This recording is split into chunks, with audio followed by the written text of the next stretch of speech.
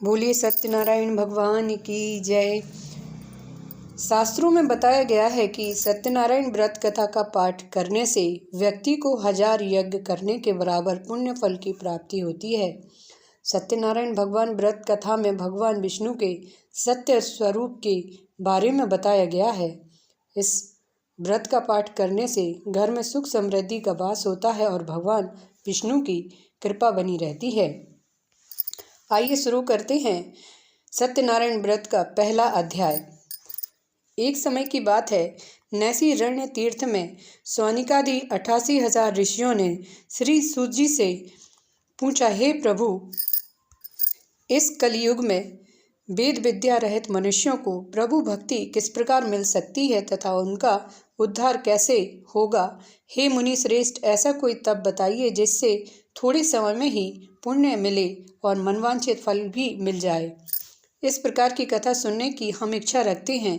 सर्वशास्त्रों के ज्ञाता सूत जी बोले, हे वैष्णवों में पूज्य, आप सभी ने प्राणियों के हित की बात पूछी है, इसीलिए मैं एक ऐसे श्रेष्ठ व्रत को आप लोगों को बताऊंगा जिसे नारद जी ने लक्ष्मी नारायण जी से पूछा था और लक्ष्मीपति ने मुनि श्रेष्ठ नारद जी से कहा था, आप सब इसे ध्यान से सुनिए।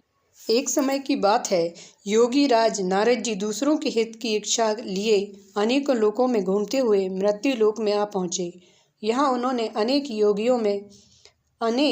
योनियों में जन्मे प्रह सभी मनुष्यों को अपने कर्मों द्वारा अनेकों दुखों से पीड़ित देखा।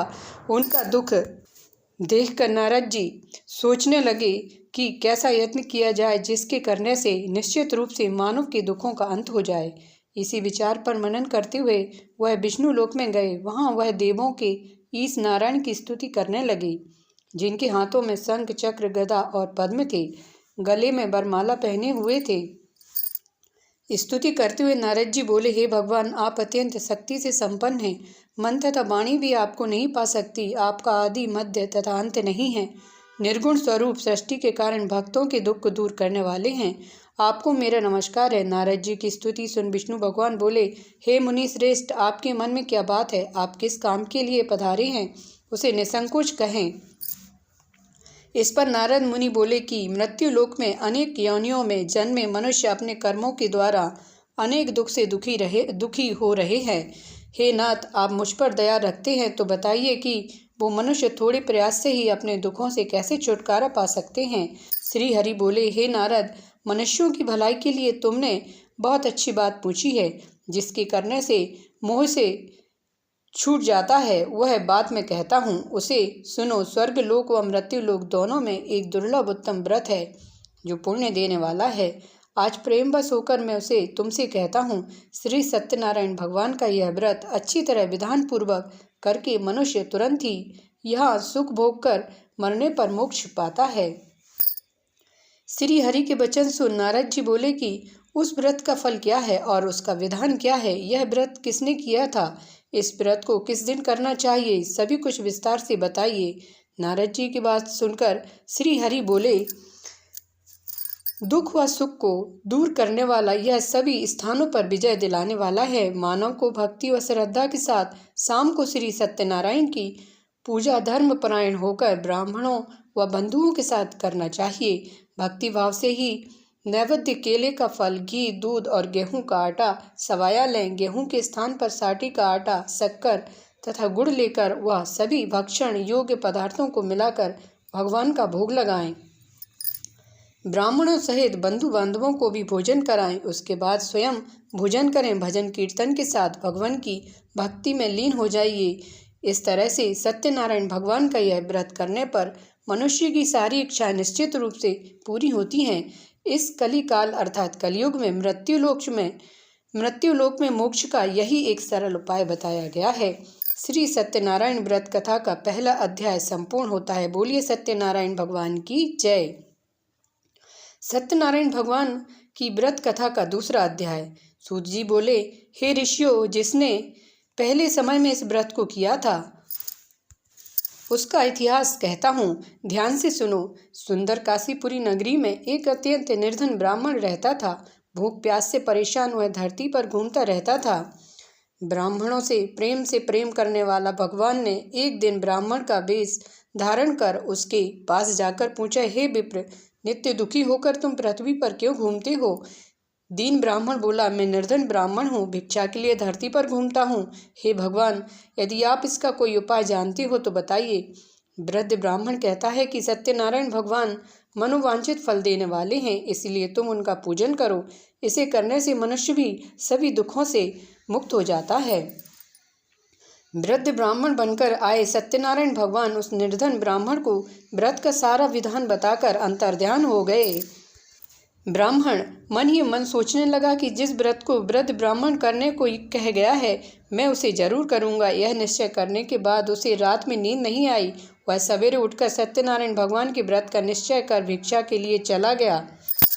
दिन निर्धन ब्राह्मण को भिक्षा में बहुत धन मिला, जिससे उसने बंधु बांधवों के साथ मिलकर श्री सत्यनारायण भगवान का व्रत संपन्न किया। भगवान सत्यनारायण का व्रत संपन्न करने के बाद वह निर्धन ब्राह्मण सभी दुखों से छूट गया और अनेक प्रकार की संपत्तियों से युक्त हो गया। उसी समय से यह ब्राह्मण हर माह इस व्रत को करने लगा। इस तरह से सत्यनारायण भगवान के व्रत को जो मनुष्य करेगा वह सभी प्रकार के पापों से छूटकर मोक्ष को प्राप्त होगा। जो मनुष्य इस व्रत को करेगा वह भी सभी दुखों से मुक्त हो जाएगा। सूत जी बोले कि इस तरह से नारद जी ने सत्यनारायण जी का कहा हुआ श्री सत्यनारायण व्रत को मैंने तुमसे कहा है। हे विप्रो, मैं अब और क्या कहूँ?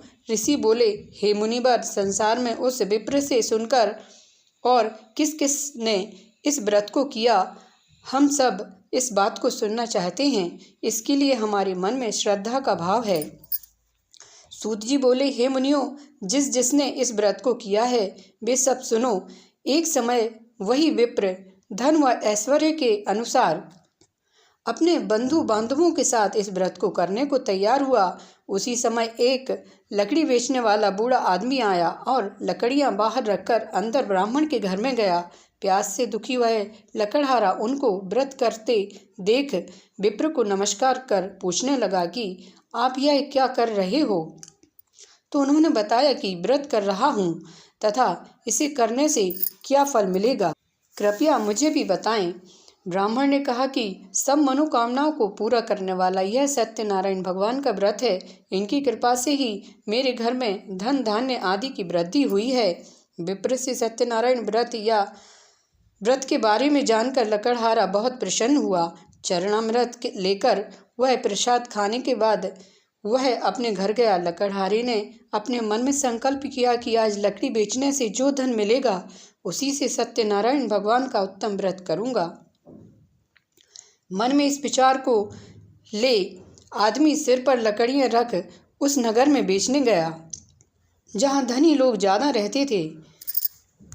उस नगर में उसे अपनी लकड़ियों का दाम पहले से 4 गुना अधिक मिला।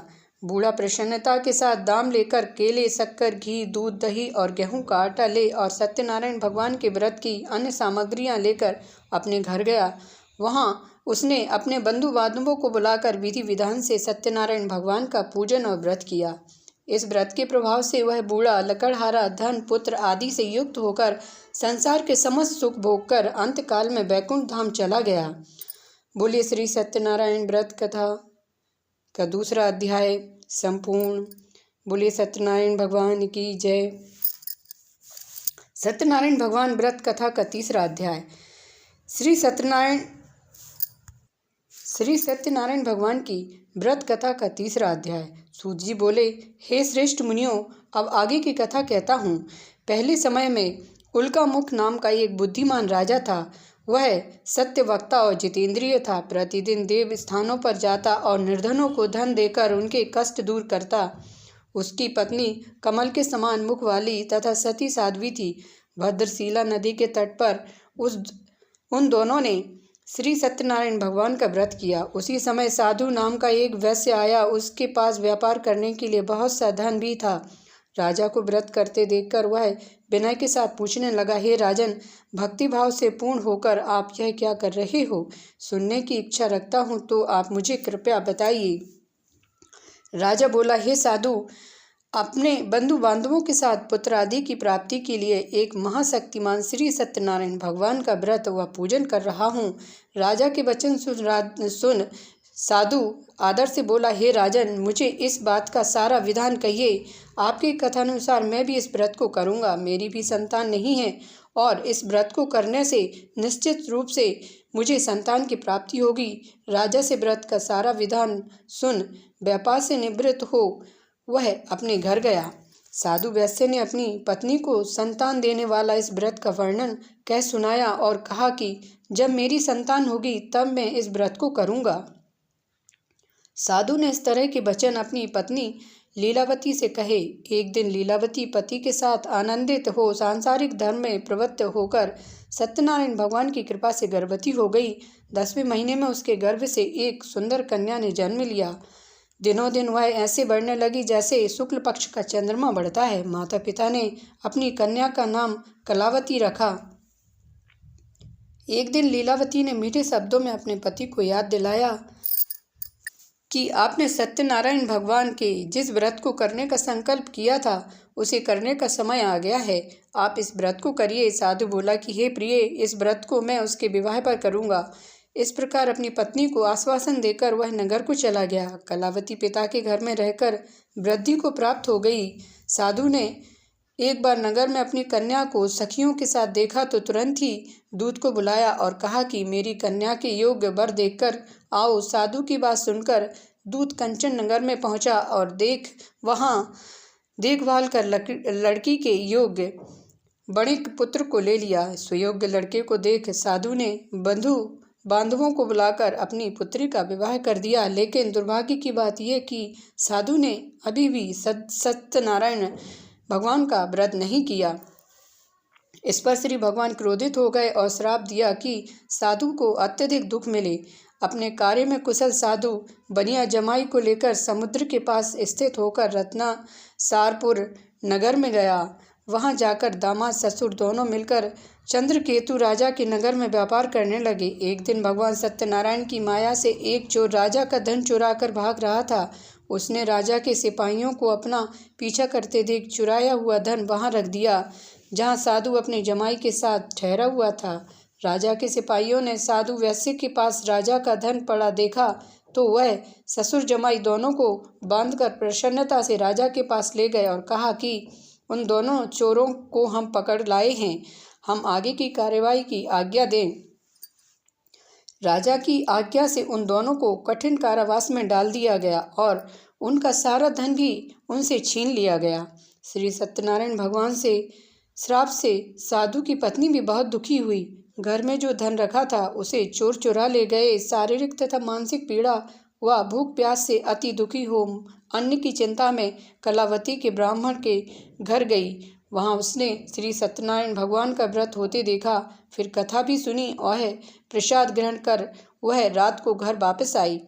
माता के कलावती से पूछा कि हे पुत्री, अब तक तुम कहाँ थी? तेरे मन में क्या है? कलावती ने अपनी माता से कहा, हे माता, मैंने एक ब्राह्मण के घर में श्री सत्यनारायण भगवान का व्रत देखा है। कन्या के वचन सुन लीलावती भगवान के पूजन की तैयारी करने लगी। लीलावती ने परिवार व बंधुओं सहित सत्यनारायण भगवान का पूजन किया और उनसे वर मांगा कि मेरे पति तथा जमाई शीघ्र घर आ जाएं। साथ ही यह भी प्रार्थना की कि हम सब का अपराध क्षमा करें। श्री सत्यनारायण भगवान इस व्रत से संतुष्ट हो गए और राजा चंद्रकेतु को सपने में दर्शन देकर कहा कि हे राजन, तुम उन दोनों वैश्यों को छोड़ दो और तुमने उनका जो धन लिया है उसे वापस कर दो। अगर ऐसा नहीं किया तो मैं तुम्हारा धन, राज्य व संतान सभी को नष्ट कर दूंगा। राजा को यह सब कहकर वह अंतर्धान हो गए। प्रातःकाल सभा में राजा ने अपना सपना सुनाया। फिर बोले कि बणिक पुत्रों को कैद से मुक्त कर सभा में लाओ। दोनों ने आते ही राजा को प्रणाम किया। राजा मीठी वाणी में बोला, हे महाअनुभवो, भाग्यवश ऐसा कठिन दुख तुम्हें प्राप्त हुआ है, लेकिन अब तुम्हें कोई भय नहीं है। ऐसा कह राजा ने उन दोनों को नए वस्त्र आभूषण भी पहनाए और जितना धन उनका लिया था उससे दोगुना धन वापस कर दिया। दोनों वैश्य अपने घर को चल दिए। श्री सत्यनारायण भगवान की जय। तीसरा अध्याय शुरू करते हैं। सत्यनारायण भगवान की व्रत कथा का। श्री सत्यनारायण भगवान की व्रत कथा का चौथा अध्याय। सूत जी बोले, वैश्य ने मंगलाचार कर अपनी यात्रा आरंभ की और अपने नगर की ओर चल दिए। उनके थोड़ी दूर जाने पर एक दंडी वेशधारी श्री सत्यनारायण ने उनसे पूछा, हे साधु, तेरी नाव में क्या है? अभिवाणी बणिक हंसता हुआ बोला, हे दंडी, आप क्यों पूछते हो? क्या धन लेने की इच्छा है? मेरी नाव में तो बेल व पत्ते भरे हुए हैं। वैश्य के कठोर वचन सुन भगवान बोले, तुम्हारा वचन सत्य हो। दंडी ऐसे वचन कह वहाँ से दूर चले गए। कुछ दूर जाकर समुद्र के किनारे बैठ गए। दंडी के जाने के बाद साधु वैश्य ने नित्य क्रिया के पश्चात नाव को ऊंची उठते देखकर अचंबा माना और नाव में बेल पत्ते आदि देख वह मूर्छित हो जमीन पर गिर पड़ा। मूर्छा खुलने पर वह अत्यंत शोक में डूब गया। तब उसका दामाद बोला कि आप शोक न मनाएं, यह दंडी का श्राप है, इसलिए हमें उनकी शरण में जाना चाहिए, तभी हमारी मनोकामना पूरी होगी। दामाद की बात सुनकर वह दंडी के पास पहुंचा और अत्यंत भक्तिभाव नमस्कार करके बोला, मैंने आपसे जो असत्य वचन कहे थे उनके लिए मुझे क्षमा दें। ऐसा कहकर महान शोकातुर हो रोने लगा। तब दंडी भगवान बोले, हे बणिक पुत्र, मेरी आज्ञा से बार बार तुम्हें दुख प्राप्त हुआ है। तू मेरी पूजा से विमुख हुआ है। साधु बोला, हे भगवान, आपकी माया से ब्रह्मा आदि देवता भी आपके रूप को नहीं जानते हैं, तब मैं आज्ञाकारी अज्ञानी कैसे जान सकता हूँ?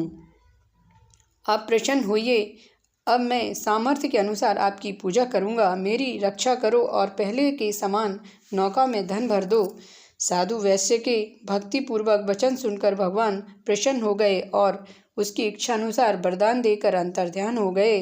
ससुर जमाई जब नाव पर आए तो नाव धन से भरी हुई थी। फिर वही अपने अन्य साथियों के साथ सत्यनारायण भगवान का पूजन कर अपने नगर को चल दिए। जब नगर के नज़दीक पहुँचे तो दूत को घर पर खबर देने के लिए भेज दिया। दूत साधु की पत्नी को प्रणाम कर कहता है कि मालिक अपने दामाद सहित नगर के निकट आ गए हैं।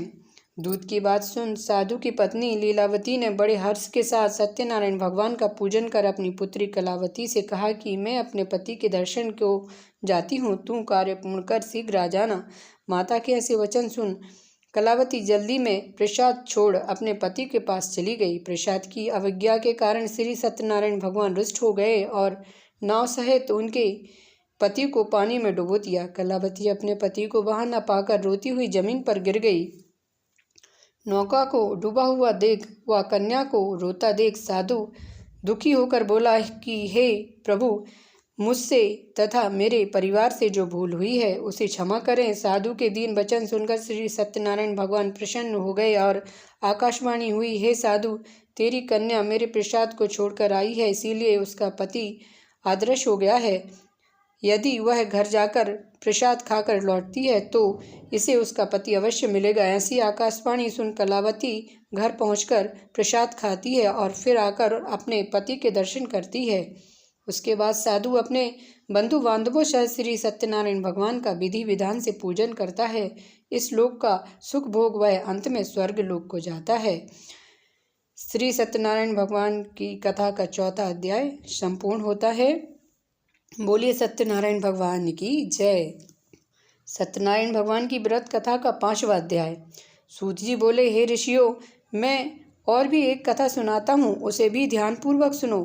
प्रजा पालन में लीन तुंगध्वज नाम का एक राजा था। उसने भी भगवान का प्रसाद त्याग कर बहुत ही दुख सहन किया। एक बार वन में जाकर वन्य पशुओं को मारकर वह बड़ के पेड़ के नीचे आया। वहां उसने ग्वालों को भक्तिभाव से अपने बंधुओं सहित सत्यनारायण भगवान का पूजन करते देखा। अभिमान बस राजा ने उन्हें देखकर भी पूजा स्थान में नहीं गया और न ही उनसे भगवान को नमस्कार किया। ग्वालों ने राजा को प्रसाद दिया, लेकिन उसने वह प्रसाद नहीं खाया और प्रसाद को वहीं छोड़कर वह अपने नगर को चला गया। जब वह नगर में पहुंचा तो वहां सब कुछ तहस नहस हुआ पाया। तो वह शीघ्र ही समझ गया कि यह सब भगवान ने ही किया है। वह दोबारा ग्वालों के पास पहुंचा और विधि पूर्वक पूजा करने के बाद प्रसाद खाया तो श्री सत्यनारायण भगवान की कृपा से सब कुछ पहले जैसा हो गया। दीर्घ काल तक सुख भोगने के बाद मरणोपरांत उसे स्वर्गलोक की प्राप्ति हुई। जो मनुष्य दुर्लभ इस व्रत को करेगा तो भगवान सत्यनारायण की अनुकंपा से उसे धन की प्राप्ति होगी। निर्धन धनी हो जाता है और भय मुक्त होकर जीवन जीता है। संतानहीन मनुष्य को संतान सुख मिलता है और सारे मनोरथ पूर्ण होने पर मानव अंतकाल में वैकुंठ धाम को जाता है। सूत जी बोले, जिन्होंने पहले इस व्रत को किया है अब उनके दूसरे जन्म की कथा कहता हूँ। वृद्ध सतानंद ब्राह्मण ने सुदामा का जन्म लेकर मोक्ष की प्राप्ति की। लकड़हारे ने अगले जन्म निषाद बनकर मोक्ष प्राप्त किया। उल्कामुख नाम का राजा दशरथ होकर बैकुंठ धाम गए। साधु नाम के वैश्य ने मूढ़ध्वज बनकर अपने पुत्र को आरे से चीरकर मोक्ष पाया। महाराज तुंगध्वज ने स्वयंभू होकर भगवान में भक्ति युक्त होकर कर्म कर मोक्ष को पाया। श्री सत्यनारायण व्रत कथा का 5वां अध्याय संपूर्ण होता है। बोले श्री सत्यनारायण भगवान की जय।